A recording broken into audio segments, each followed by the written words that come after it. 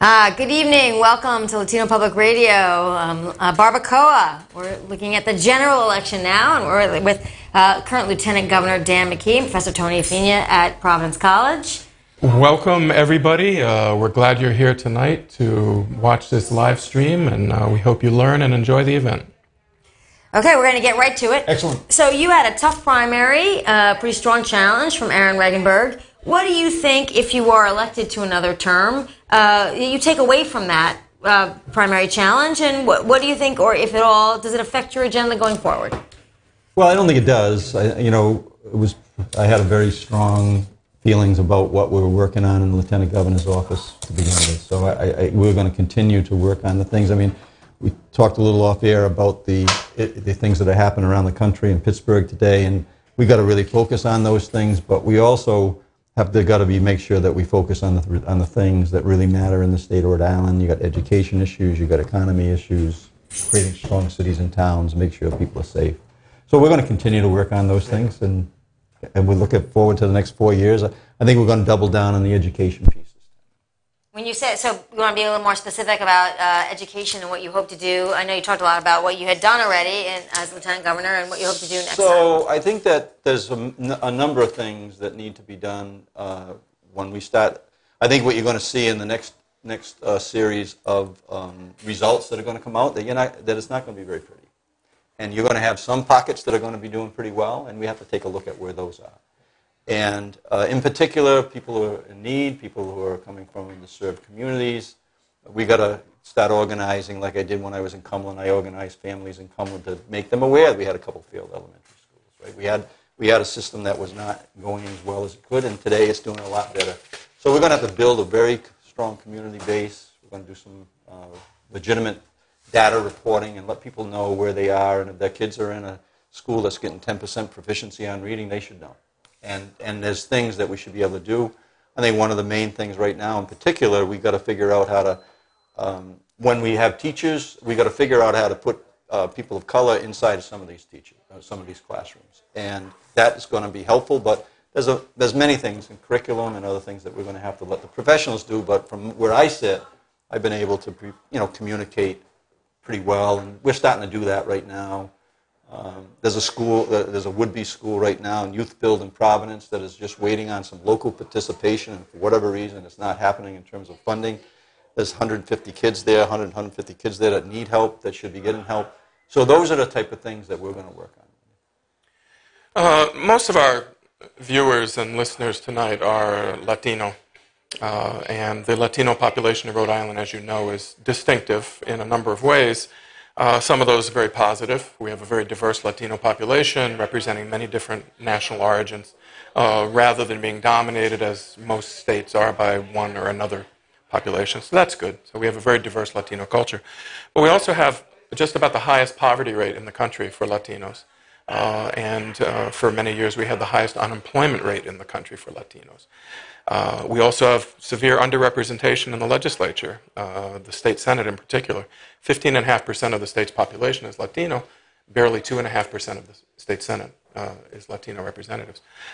What do you make of those two things? Are they related? Is there some relationship between poverty and unemployment on the one hand and lack of political representation on the other? Is there anything that you could do as Lieutenant Governor to address either or both of those problems? Yeah, those are the nuts and bolts things that I just talked to Wendy about that we need to focus on. Right? We need to really focus on these issues. Long term, I've said this for many, many years, long term it's going to be the education process that's going to really make a difference on that. Short term, we have to be intentional about some things. Same thing on the police force, same thing in the judiciary, same thing in the classroom, just like I just said. We need to be intentional about this, and then we need to continue to keep growing the economy. One of the things I believe you need to do is you need to connect communities together in a way that we haven't done that. And I've said this over and over again, 39 cities and towns, everybody's important, each community inside those communities is important. And that's the most important line. Each community inside those communities is important. What about the political representation, though? Isn't that striking that barely 2.5% of the Senate is Latino, even though 15.5% of the people of Rhode Island are? How do you change that? We've got redistricting coming up.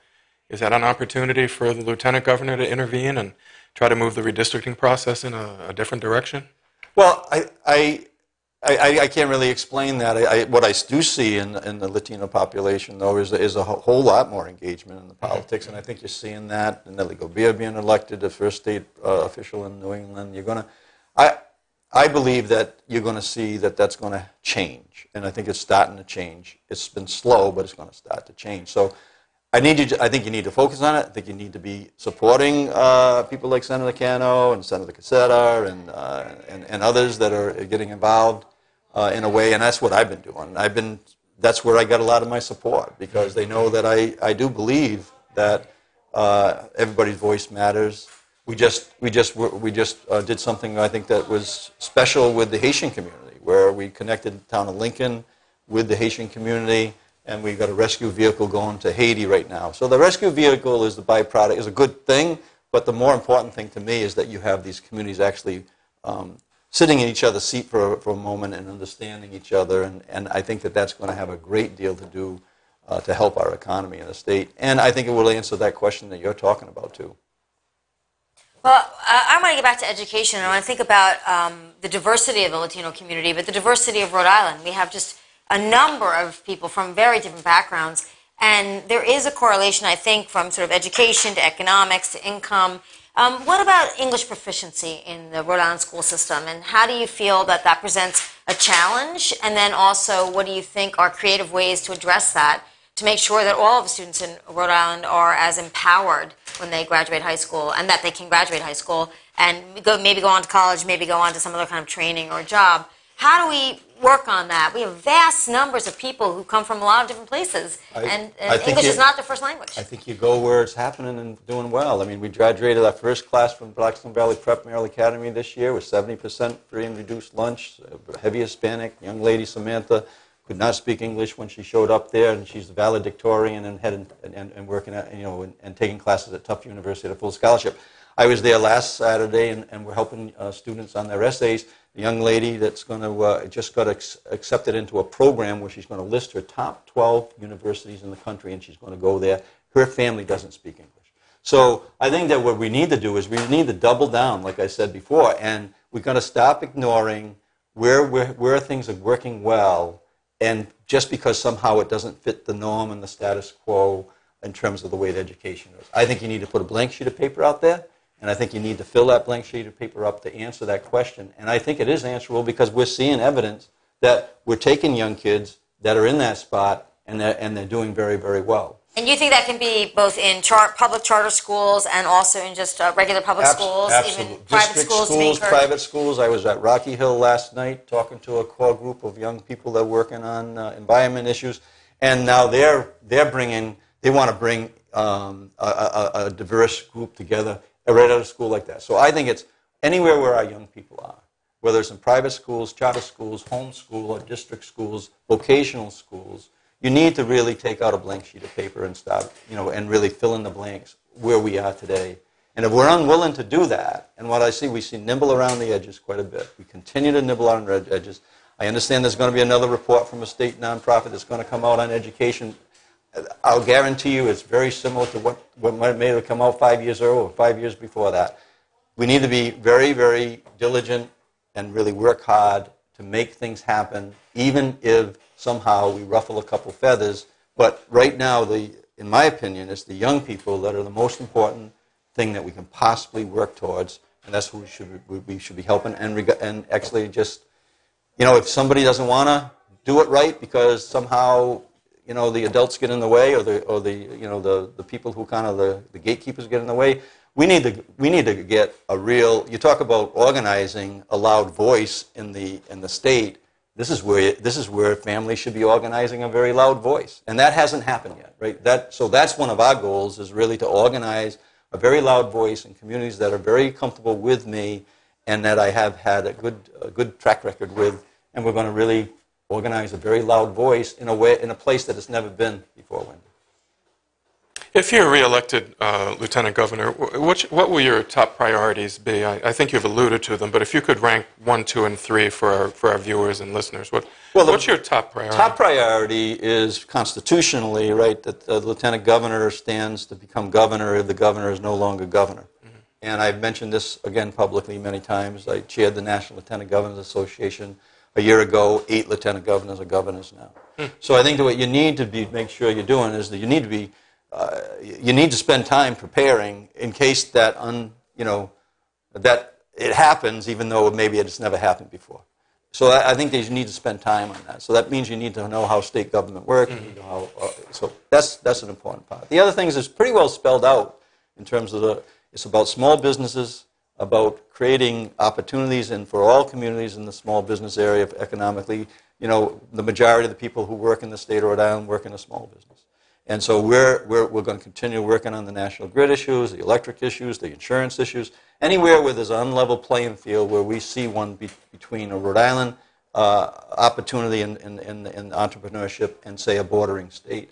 So that's high on the list. We'll continue to work on the opioid addiction issue that we've started with, continue bringing municipalities together in a way that I think that has been successful, the way that I've been able to do that.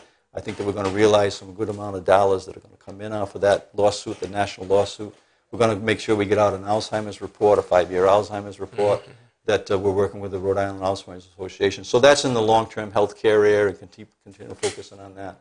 And then there's things in the office that has to do with the veterans issues and that has to do with, and some of the, as we talked off air, these national issues. I think that you need to make sure that we're a safe place, that we make sure we respect people, to make sure that the women's rights issues are respected, to make sure that the families are safe in terms of gun issues. So I think there's plenty of areas where we can play a role, but specifically, you've got to be prepared to be governor if, in fact, that ever happens. Small business issues, long-term health care issues, and those are things that are outlined in the office. And I've spoken about the fact that I think that it's worth exploring to change the Constitution in terms of how a lieutenant governor and a governor actually work together. So I think that there's merit to have a lieutenant governor and a governor campaign together in primaries, campaign together in generals, and manage.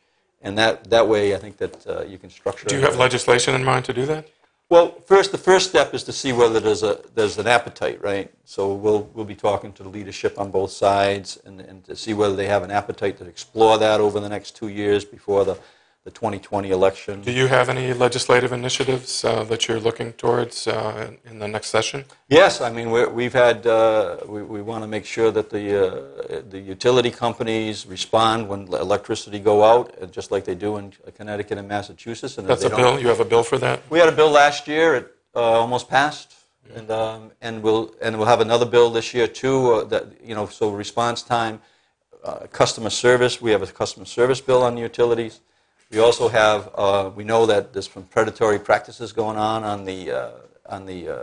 where people are able to shop their electricity, and we think that we can stop that just by putting a simple piece of legislation in that says as soon as your contract is done, then you go directly back to the national grid, go back to the standard offer.